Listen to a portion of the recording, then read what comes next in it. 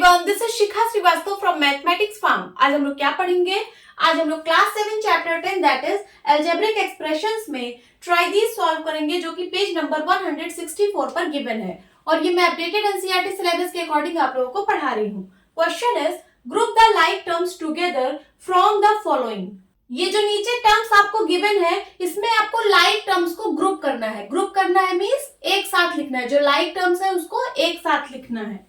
अब like terms क्या होते हैं? तो ऐसे टर्म्स जिनके अलजेब्रिक फैक्टर्स सेम होते हैं उसको हम लोग लाइक टर्म्स बोलते हैं। For example 2xy and 4xy, ये दोनों लाइक टर्म्स हैं। क्यों लाइक टर्म्स हैं? क्योंकि इन दोनों टर्म्स के अलजेब्रिक फैक्टर्स सेम है। इस टर्म में देखिए अलजेब्रिक फैक्टर्स हैं x एंड y, ठीक है, और इस टर्म में भी अलजेब्रिक फैक्टर्स हैं x एंड y। दोनों टर्म्स के अलजेब्रिक फैक्टर्स सेम है, तो ये दोनों टर्म्स क्या है? लाइक टर्म्स हैं। ठीक है, यहां पे देखिए पहला टर्म गिवन है 12x, इसका अलजेब्रिक फैक्टर है x। अब आप देखिए कि क्या कोई और भी ऐसा टर्म है जिसका अलजेब्रिक फैक्टर x है? हाँ, यहाँ पे है। देखिए ये वाला और यहाँ पे है। ठीक है, तो ये तीनों लाइक टर्म्स हैं। इसको ग्रुप कर दीजिए। 12x comma -25x comma x। ठीक है, अब सेमीकोलन लगाइए। अब सेकेंड टर्म यहाँ पे देखिए 12, ये कांस्टेंट है। ये कांस्टेंट टर्म है, इसको मैं ट्रायंगल सिंबल से रिप्रेजेंट कर रही हूँ। अब देखिए कि क्या कोई और भी ऐसा टर्म है जो कांस्टेंट है? हाँ, ये -25 और ये 1। ठीक है, तो ये तीनों लाइक टर्म्स है। इसको पास लिख लीजिए। 12 कॉमा -25 कॉमा 1, सेमीकोलन लगाइए। अब यहां देखिए -25y, इसका अलजेब्रिक फैक्टर है y। अब देखिए कि क्या कोई और भी ऐसा टर्म है जिसका अलजेब्रिक फैक्टर y है? हाँ, ये वाला। ठीक है, और ये वाला। ठीक है, तो ये तीनों लाइक टर्म्स है। इसको ग्रुप कर दीजिए। -25y comma 12y comma y। तो देखिए मैंने यहाँ पे लाइक टर्म्स को ग्रुप कर दिया। ठीक है, ये तीनों लाइक टर्म्स हैं, ये तीनों लाइक टर्म्स हैं और ये तीनों लाइक टर्म्स हैं। नोट डाउन कर लीजिए।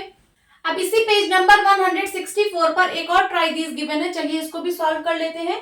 Classify the following expressions as a monomial, a binomial और अ ट्राइनोमियल। नीचे जो एक्सप्रेशंस गिवन है इनको क्लासिफाई करना है मोनोमियल, बाइनोमियल या फिर ट्राइनोमियल में। तो क्या होता है मोनोमियल, क्या होता है बाइनोमियल और क्या होता है ट्राइनोमियल? सबसे पहले हम ये समझ लेते हैं। ऐसा एक्सप्रेशन जिसमें सिर्फ एक टर्म होता है उसको हम लोग मोनोमियल बोलते हैं, और ऐसा एक्सप्रेशन जिसमें दो टर्म्स होते हैं उसको हम लोग बाइनोमियल बोलते हैं, और ऐसा एक्सप्रेशन जिसमें 3 टर्म्स होते हैं उसको हम लोग ट्राइनोमियल बोलते हैं। तो चलिए क्लासिफाई कर लेते हैं। यहाँ पे देखिए फर्स्ट एक्सप्रेशन गिवन है a, इसमें सिर्फ एक टर्म है, ये क्या है? मोनोमियल। देन उसके बाद सेकेंड एक्सप्रेशन है a प्लस b, इस एक्सप्रेशन में 2 टर्म्स है, ये क्या है? बाइनोमियल। देन उसके बाद थर्ड एक्सप्रेशन है ab plus a plus b, इस एक्सप्रेशन में 3 टर्म्स है। पहला टर्म है ab, दूसरा टर्म है a और तीसरा टर्म है b। ठीक है, तो ये क्या है? ट्राइनोमियल। देन उसके बाद फोर्थ एक्सप्रेशन है ab plus a plus b minus 5, इस एक्सप्रेशन में 4 टर्म्स हैं। पहला टर्म है ab, दूसरा टर्म है a, तीसरा टर्म है b और चौथा टर्म है -5। ठीक है, तो ये क्या है? पॉलिनोमियल। पॉलिनोमियल, सारे एक्सप्रेशंस पॉलिनोमियल होते हैं। मोनोमियल जो है वो एक ऐसा पॉलिनोमियल है जिसमें सिर्फ एक टर्म होता है। बाइनोमियल एक ऐसा पॉलिनोमियल है जिसमें 2 टर्म्स होते हैं। ट्राइनोमियल ऐसा पॉलिनोमियल है जिसमें 3 टर्म्स होते हैं। ठीक है, तो सारे एक्सप्रेशंस पॉलिनोमियल है। अब यहाँ 3 टर्म्स से ज्यादा है तो हमने इसको क्या लिख दिया? पॉलिनोमियल। नाउ xy में सिर्फ एक ही टर्म है, ये एक ऐसा पॉलिनोमियल है जिसमें सिर्फ एक टर्म है, तो ये क्या है? मोनोमियल। देन उसके बाद xy प्लस 5, ये एक ऐसा पॉलिनोमियल है जिसमें 2 टर्म्स हैं। ठीक है, तो ये क्या होगा? बाइनोमियल। देन उसके बाद 5x square minus x plus 2, ये ऐसा पॉलिनोमियल है जिसमें 3 टर्म्स हैं, तो ये क्या होगा, ट्राइनोमियल। ट्राइनोमियल। देन उसके बाद ये वाला expression 4pq minus 3q plus 5p, ये एक ऐसा पॉलिनोमियल है जिसमें 3 टर्म्स है। पहला टर्म है 4pq, दूसरा टर्म है माइनस 3q, तीसरा टर्म है 5p, तो ये क्या है, ट्राइनोमियल।